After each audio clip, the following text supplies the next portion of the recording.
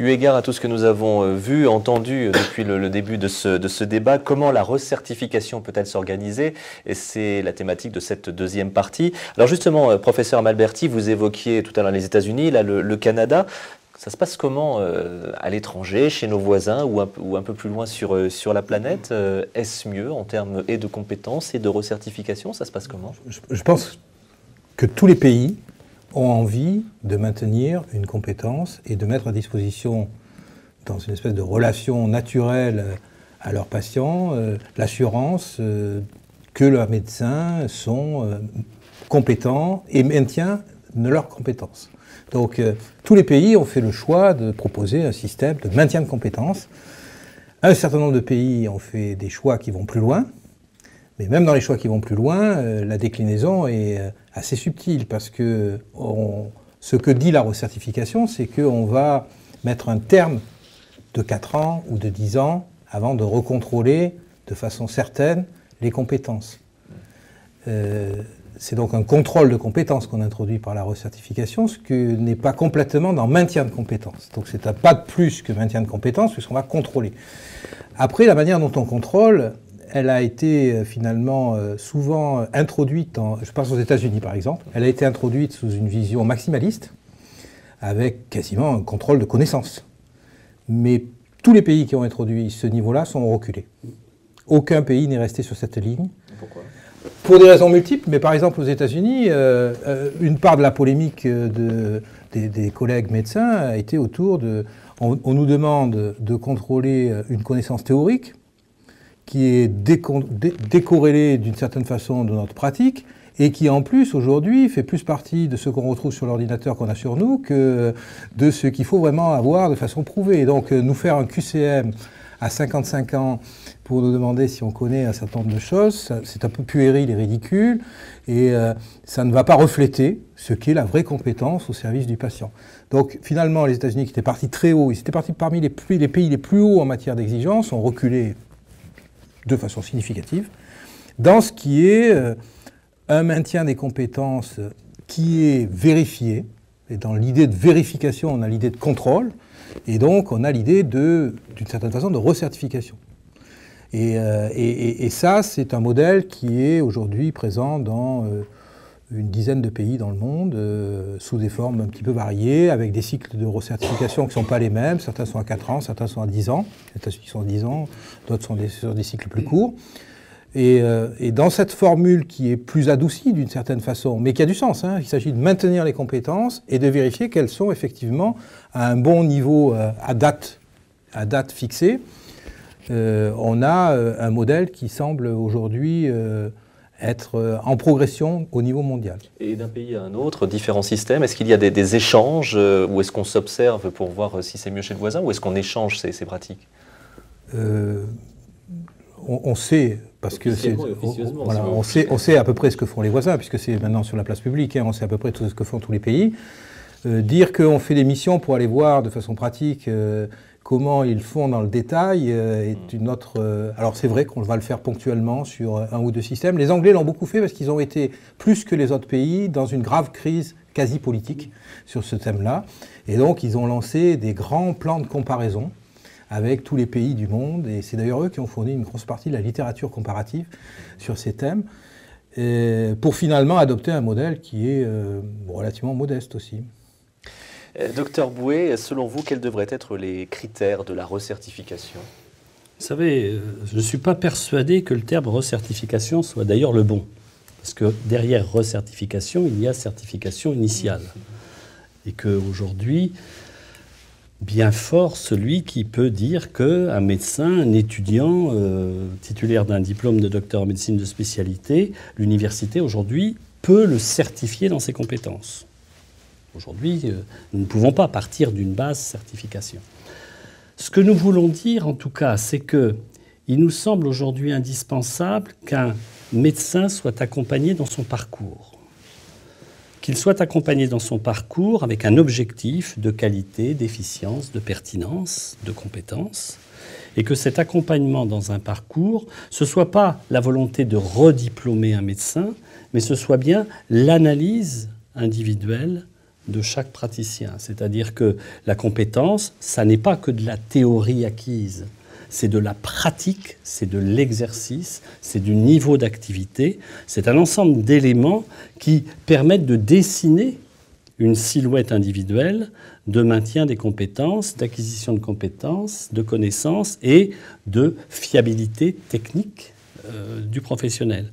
Et que donc, si on veut parler d'un mécanisme qui permette périodiquement d'affirmer que ce médecin s'est mis au niveau exigé par sa spécialité, par l'ensemble de son environnement de compétences, il va falloir construire un mécanisme à plusieurs entrées, qui ne soit pas un mécanisme à volonté diplômante, parce que ça ne peut pas se faire, qui est une bonne base de départ avec une certification des compétences acquises par les étudiants au moment où ils ont leur diplôme.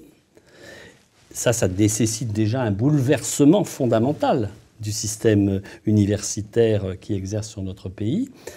Et puis ensuite que les acteurs qui permettent d'analyser cette activité partagent des données. Et que tout ceci soit fait dans le but, et c'est là que, si vous voulez, dans un de vos schémas où il y a sanction à un moment, non, l'objectif c'est de faire que des médecins qui sont en situation où leur compétence n'est plus au niveau que leur spécialité attend de l'exercice de cette spécialité, ils entrent dans un processus qui leur permette de les réactiver ou les revitaliser, en sachant bien entendu que l'insuffisance professionnelle, elle, est là pour faire que des professionnels potentiellement dangereux puissent être mis à l'écart de la pratique, temporairement ou définitivement, suivant les origines de cette incompétence. Mais le système qu'on doit construire, et c'est pour ça que le terme de recertification que nous avons utilisé avait une volonté provocatrice, c'est-à-dire de susciter le débat. Mais recertification, ça sous-tend certification. Et recertification, ça ne doit pas sous-tendre, d'un mauvais terme, vous m'excuserez, ça n'est pas très français, mais rediplomation. C'est-à-dire qu'on n'est pas du tout dans ce domaine-là. On est vraiment dans le domaine du suivi d'un parcours individuel au regard des exigences de l'exercice d'une spécialité et au regard des attentes de l'acteur pour lequel le professionnel exerce son art. Donc voilà, c'est dans cet axe-là que nous pensons qu'on peut développer en France un mécanisme, et le professeur Amalberti le sait, nous sommes, nous, très intéressés par l'initiative hollandaise. Très intéressé parce que cette initiative hollandaise est une initiative qui se veut globaliste et qui veut reprendre une partie de l'ensemble de ces items. Et nous pensons là qu'il y a un intérêt. Et bien que vous ayez dit qu'il n'y avait pas d'échange, nous échangeons beaucoup avec les organismes régulateurs européens. Et nous avons des missions qui sont menées aujourd'hui par l'Ordre auprès de la Hollande, auprès de l'Angleterre, pour tenter de voir, sur deux mécanismes très différents dans l'approche, mais pour tenter de voir comment on peut construire un système positif. Claude Rambaud, je voudrais que vous réagissiez à ce que vient dire le docteur Boué. Je pense, on voit bien qu'il faudrait qu'on fasse quelque chose. Il n'y a pas de très bonnes solutions qui ont été trouvées jusqu'à maintenant. René Amalberti l'a bien dit tout à l'heure, les États-Unis étaient partis très, très haut. Ce que l'on commence à voir aussi, ce sont des tentatives de remise à niveau ou pas vraiment recertification, mais parce que, comme vous le dites, ce n'est pas un nouveau diplôme qu'on va mettre derrière, à partir d'expériences collectives, c'est-à-dire des démarches collectives qui sont pilotées par un senior, par un formateur senior, qui est capable de faire de très bonnes synthèses sur différents sujets qu'il faut absolument actualiser. Donc, ce n'est pas une recertification, mais c'est aussi des médecins qui sont embarqués dans une remise à niveau. Alors on fait une démarche déclarative, on non, imagine alors, un formulaire pas déclarative, à non, remplir, c'est une démarche collective, dynamique, interactive, avec un formateur senior. C'est pas du tout, alors la démarche déclarative, moi j'y crois pas trop, mais peut-être il y en a qui y croient ici. Je veux y croire en tout cas. Nicolas Gambeau. Oui, j'ai beaucoup trop d'estime pour le président Bouet pour lui poser une question embarrassante, mais on est là pour ça. J'aime pas d'inquiétude. Cet accompagnement, plus qu'une recertification, et je crois que ce terme est extrêmement bien trouvé, mais vous parlez d'accompagnement général. Alors, est-ce que cet accompagnement ne vise que la simple compétence technique, ou comme on en a déjà parlé, à votre sens, il doit viser aussi la relation que le professionnel de santé, que le médecin peut avoir avec ses malades, son aptitude à travailler en bonne synergie avec ses confrères, et puis sa capacité à présenter une aptitude physique et psychique à l'exercice de la profession, parce qu'on parle beaucoup de burn-out aujourd'hui, et évidemment, j'imagine qu'un médecin en burn-out doit beaucoup moins bien travailler qu'un autre. Voilà, ce sont des questions, vous voyez, très, très pratico-pratiques. Oui, si nous étions arrivés au stade pratico-pratique, on aurait fait de grands pas. Mais si vous voulez, quand je dis que cette évaluation doit être une évaluation qui est à la fois sur les connaissances, qui est à la fois sur le parcours individuel, sur l'activité, sur le mode d'exercice, c'est bien parce que globalement, on comprend, nous, que ça doit regarder un tout, ça doit regarder un ensemble. Et que globalement, aujourd'hui, ne simplement vouloir qu'attester d'une connaissance qui perdure par le biais d'un questionnaire X ou Y ou d'un passage devant un jury de médecins de la même spécialité, ne nous semble pas aujourd'hui garantir l'ensemble de ces attentes. Et que si on veut accompagner un professionnel dans un mécanisme permanent d'optimisation de ses compétences, il faut bien que globalement, on lui propose une analyse de son parcours. Et c'est pour ça que nous pensons, nous, que d'une part, avoir ce qu'on appelle d'un jargon un peu technique, un portfolio médecin, c'est-à-dire un document qui accompagne, dans lequel sont thésaurisés tous ces éléments qui sont versés par différents acteurs, est un élément qui est certainement un outil absolument nécessaire pour l'avenir. Et que la deuxième chose, c'est que si les collèges de spécialité, ce qu'on appelle les collèges professionnels aujourd'hui, ne travaillent pas dans ce sens, c'est-à-dire que au lieu d'édicter de la norme et du référentiel, ils édictent du bon usage et de la bonne utilisation de la connaissance pour pratiquer la spécialité, on pourra avancer dans ce domaine-là. Mais que là encore, tout est à construire. Hein. Vous savez, il y a quelques mois, personne n'osait prononcer le mot de recertification. Docteur Bouet, vous évoquiez un éventuel partage des informations finalement liées à l'exercice professionnel, à l'expérience professionnelle.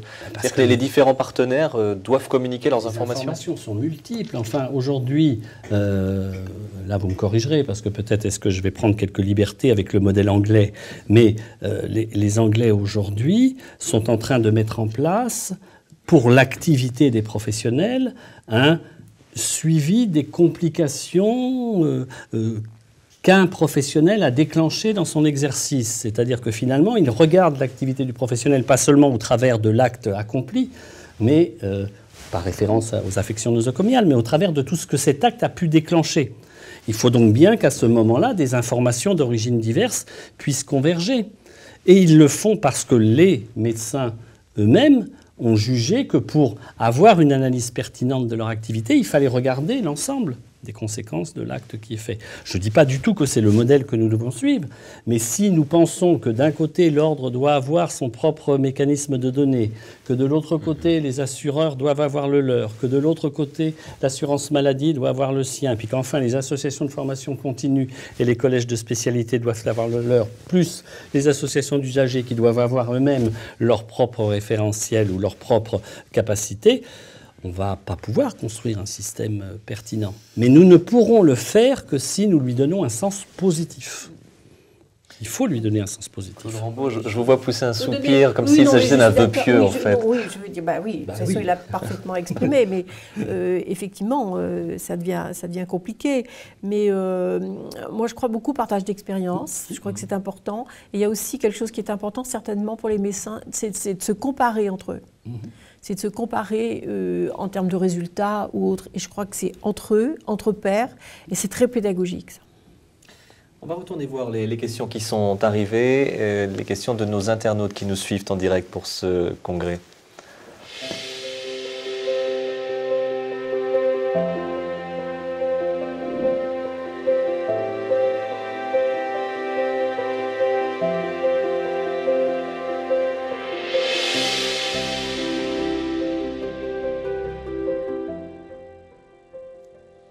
Voyons comment les internautes ont réagi aux propos qui ont été dits sur ce plateau, avec une première question qui va apparaître. Quelle fréquence de recertification, le terme est repris, Dr Boué, quelle fréquence de recertification adopter alors que les différents États sont très décalés sur le sujet, 3, 5, 6, voire 10 ans? Qui veut Vous savez, répondre? moi je vous renvoie à ce que disait le petit film initial, c'est-à-dire que la vitesse à laquelle tout ceci évolue demande probablement à ce que, à la fois ce ne soit pas un espace trop court, parce que ça n'a pas d'intérêt par rapport au mécanisme lui-même. Nous avons dit dans le livre blanc de l'Ordre des médecins 6 ans. Pourquoi? C'est parce que nous avons estimé que 6 ans, c'était 2 périodes de développement personnel continu et que donc il nous semblait que c'était un moyen terme entre une période longue de 10 ans et une période très courte. Mais aujourd'hui, je ne suis pas capable, et aucune société savante professionnelle n'est capable de dire quel est le délai optimum. Il est certainement entre ces différents chiffres annoncés. Mais il faudra bien lui donner un sens. Et il nous semblait, nous, que le sens le plus logique était d'utiliser un des outils proposés aux professionnels, c'est-à-dire le DPC, qui n'est pas pour nous une évaluation des compétences ni un mécanisme de validation, mais qui est un outil qui doit être apporté à l'évaluation générale, et que comme c'est séquencé tous les 3 ans, on se calait sur un multiple de 3. Une autre réaction à cette question? De toute façon, ça recoupe Professeur aussi cette littérature qui dit que la demi-vie de la connaissance est maintenant autour de 6 ans. Donc, c'est le moment où ça devient relativement pertinent de faire quelque chose. Et d'une façon plus globale, le cycle, il est aussi quelque chose qui est en lien avec la complexité du contrôle. C'est-à-dire que si on prend des cycles très courts, on va se mettre devant une usine à gaz extrêmement complexe à maîtriser. Si on prend des cycles très longs, on va être hors du temps de la pertinence. Et donc, c'est un chemin médian qu'il faut trouver. On ne l'a pas abordé encore, mais effectivement, le dispositif arrière pour contrôler tout ça est pas du tout simple. Donc, il faut le prendre en compte. C'est un juste milieu. Une autre question de nos internautes. La recertification doit-elle s'appliquer à tous? Claude Rambaud. Ça veut dire les nouveaux et les autres? Oui, moi je dirais oui, évidemment. Les nouveaux sont des fois plus dangereux que les anciens. Et vice-versa. Et vice-versa. Docteur Boué. Donc oui. Ce qui est certain, c'est que dans la mise en application du mécanisme de recertification, l'objectif ne peut être qu'une recertification, là encore, avec les guillemets nécessaires autour de ce mot, mais l'objectif ne peut être que l'objectif d'une recertification s'appliquant à l'ensemble de la profession, et ce, quel que soit son mode d'exercice. Dans la mise en œuvre du dispositif, il est certain aujourd'hui que commencer la recertification par les médecins de 60 ans n'a peut-être pas le même sens que la commencer par les professionnels qui sortent de l'université, qui doivent être eux-mêmes certifiés. Voilà, donc on a forcément dans la mise en œuvre du dispositif une analyse à faire pour savoir dans quel espace il y a plus de pertinence à démarrer le mécanisme de recertification. Mais à 63 ans, demander à un médecin de passer dans le processus de recertification, il y a quand même des risques, s'il était incompétent, qu'il soit, entre guillemets, tombé au titre des autres mécanismes qui l'environnent. Une autre question. Quel coût représenterait la recertification à l'échelle de la France? Professeur Amalberti, peut-être ou... Je vais laisser le président de l'ordre, peut-être, qui a réfléchi sur le sujet. Je vous remercie. Je vous remercie. En tout cas, ce que l'on estime aujourd'hui, c'est que ça va être un investissement C'est-à-dire qu'il faut que l'espace public, l'organisme régalien et les organismes régulateurs imaginent un investissement très fort. Ça ne va pas être 100 000 euros, ça va être des millions d'euros. Ça va être des millions d'euros parce qu'il va falloir construire un dispositif, parce qu'il va falloir avoir des collèges de spécialité compétents, des expertises compétentes, des échanges, des amalgames de données, enfin, tout un mécanisme qui va nécessiter qu'on puisse construire. Et puis, il va falloir pouvoir suivre des professionnels tout au long de leur trajectoire. Alors, l'Ordre des médecins, et ça nous est reproché par un certain nombre de médecins, a très fortement accentué le poids de la cotisation des professionnels. N'a pas d'ailleurs l'intention de continuer indéfiniment de le faire, mais en tout cas a voulu commencer à mettre en œuvre des dispositifs dans lesquels des investissements seront possibles. Mais si la force publique ne met pas en œuvre les investissements d'accompagnement nécessaires, le dispositif n'a aucune chance de pouvoir se développer. Or, quand on voit ce qui est investi aujourd'hui dans le DPC, donc le développement continu, et quand on voit la perte d'efficience globale que ce système peut aujourd'hui représenter, on se dit qu'il y a probablement des optimisations d'investissement à faire et que, voilà. Il faut savoir si c'est une priorité pour l'État, si qualité, efficience, pertinence et compétences sont des priorités. Oui, c'est une priorité pour l'État. C'est très important sur quoi vous terminez, c'est-à-dire c'est combien ça rapporte aussi. C'est-à-dire que le coût de la non-qualité, c'est combien? C'est beaucoup plus élevé que ça. Donc je pense que, voilà, dans la balance, ça peut rapporter gros. Une autre question. Que faire des médecins qui ne seraient pas recertifiés? La question est posée de façon très directe.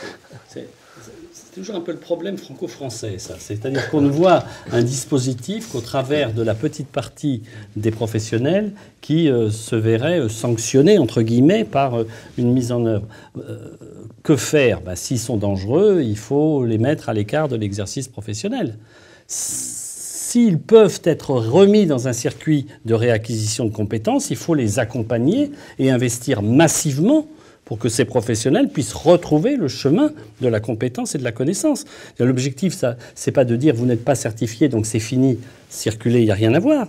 L'objectif, c'est de se dire, quand on n'est pas recertifié, il y a différentes raisons pour ne pas être recertifié, que si la dangerosité pour la population est là, bien entendu, l'ordre et les acteurs devront exercer leurs prérogatives, mais que tous ceux qui sont dans cet espace de non-recertification, mais pour lesquels on peut mettre en œuvre des processus qui vont les aider à retrouver les voies de la certification, il faut bien sûr investir, parce que c'est l'intérêt de la France que d'investir dans ces professionnels de santé.